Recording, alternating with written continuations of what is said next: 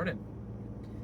It is a crispy, cool morning over here, and it's about 27 degrees right now. It's rose up from 22 when I left the house about an hour ago. Got quite a bit of driving left to do. Been thinking about how pretty the winter is this morning. You know, we think about how pretty springtime is and the summertime and the fall time, but people don't often think about how pretty the wintertime is when you don't get snow every day. And whenever it gets bright and sunny out like it is right now, it just looks like, to me, the worst part of every season. But early in the morning today, it was real foggy, and there was that frost on all the treetops. All the pine trees and all the hemlocks had that frosting over their needles, and man, is that pretty. Just those big old white fluffy looking trees. It's just real beautiful to see. And then all the hardwood trees that have lost their leaves, you see all their branches are frozen and covered over with the frost, and it is something to look at, I'm telling you. I was enjoying my ride into town this morning, getting to see all those frosted over trees. It's just one of my favorite things to see. I've been thinking about how people are never satisfied. There's never enough. People never have enough. They're never content with what they have. I think there's a double-edged sword to that. I think that there is a necessity of not being content to grow. You can't become content with yourself or where you're at in life, or you'll stop trying to get to a better place. And I think you always need to be pressing forward for something better. But there comes a point where in certain areas of your life where striving to get better or striving for more striving for more becomes more of a work of futility, of diminishing returns, of vanity than anything else. I think that's something that we need to watch out for. People, they just want more and more and more. I think we got to stop trying to figure out how to live a higher quality lifestyle. Rather than that, we got to figure out how to live a higher quality life. I'd rather live and be happy and healthy than have all the things in the world. And I know people who have lots of money, and you spend time with them and they just seem miserable. And I know people who have lots of money and are very happy. And I know poor people who are very miserable. And I know poor people who are very happy. And I think that the reason for that is that you have to learn to be content with what you have. Whenever I know the poor people that are miserable, it's because they feel like they need more. The rich people who are miserable, they feel like they need more. But the people who are happy are content with what they have. And that's not to say, oh, well, if it was offered to you or had an opportunity to get it, you would never take more. That's not what I'm saying. Because obviously you would. But you got to think that you got to find a way to live in a way where you'll be happy with what you got. People always want the nicest new car, the nicest new clothes. Now, I'll spend a little bit more money on my clothes and buy some, my pants especially, not so much shirts, but pants. I'll buy nicer jeans or nicer pants because I know I'm going to wear them for 2 years. I'll wear them going out, just out and about for, 8-9 months, maybe a year, and then I'll wear them to work in for a year. Stuff like that. So, I know I'm going to get my use out of it, but people, they want to buy a pair of clothes, wear them 4 times, and throw them away.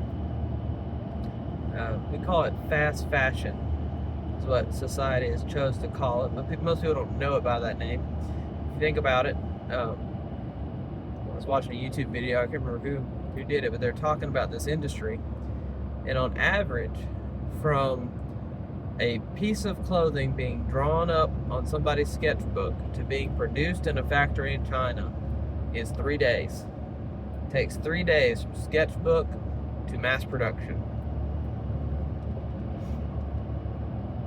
And the average number of times that those clothing pieces get worn is 3. And that's the highest estimate.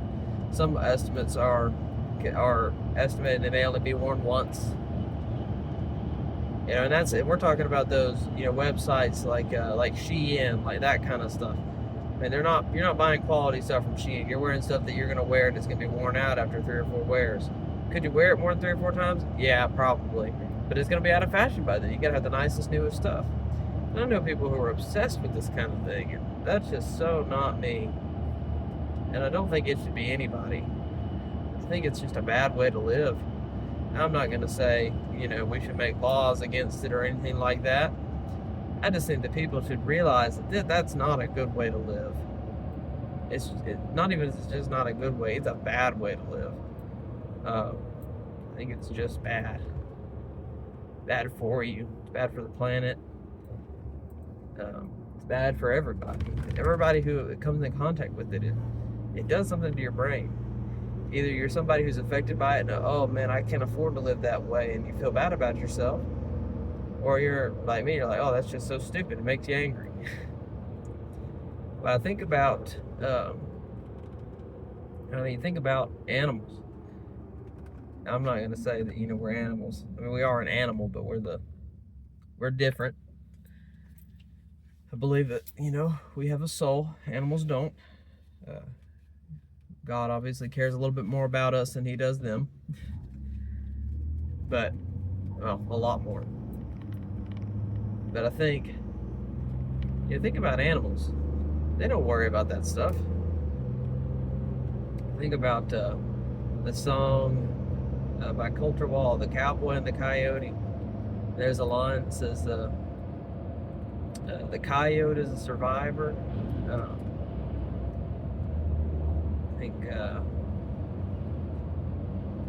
I can't remember the next line, but it gets to a point where it says, he lives in the snow at 40 below or in Malibu by the sea. We've got to be able to be, one, content where we are. We've got to be able to be content with what we have and where we are and find a way to be prosperous. The coyotes have found ways to be prosperous everywhere on the planet. If you go anywhere in the continental United States, there are coyotes. Anywhere they can get to, they find a way to live there, and they will be content when they get there. They'll keep living the same way they do there as they do everywhere else. So we got to learn to be content with what we have, what we don't have. We've got to learn to be adaptable to the situations that we're in. If you can't be content with what you have and what your lot is, then you can't adapt to it. If you can't adapt to it, you can't be content to it. You got to be able to do both. People got to learn. Man, it is windy right now. You got to learn to be content. You got to learn to adapt. I think people just get so caught up. Got to get better. Got to get something better. Got to get something nicer. It's just no way to live. There's lots of things on this earth that I would like to have. And I can't have them. It's just not in the cards. But maybe someday, but not now. There's a lot of those things I would really, really like to have. If money was no object right now, I could go on and list probably 20 things that I would go out and get. I'd like to, there's a couple of guns I'd like to own. There's a couple of,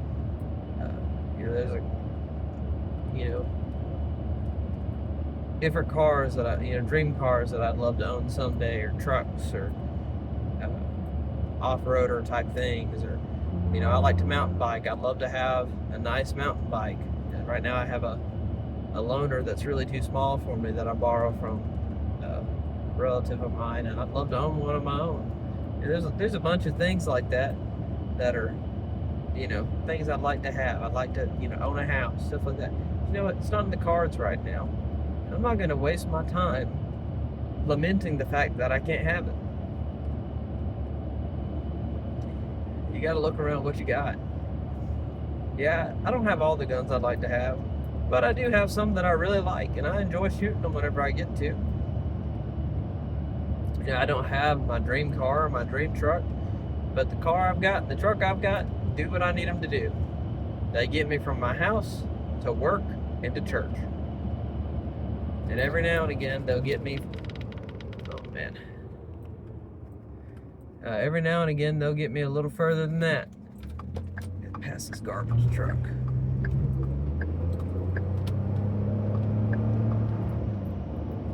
Anyway, they'll take me on a trip or go visit some family or to see my girlfriend or something like that, or see friends. So they do the bare minimum of what I need them to do: get me to church and get me to work. And then they do a little more. Yeah, it might not be the most comfortable way to get there possible or the quietest. This is a great truck, but it's not the quietest. I like a nice quiet ride.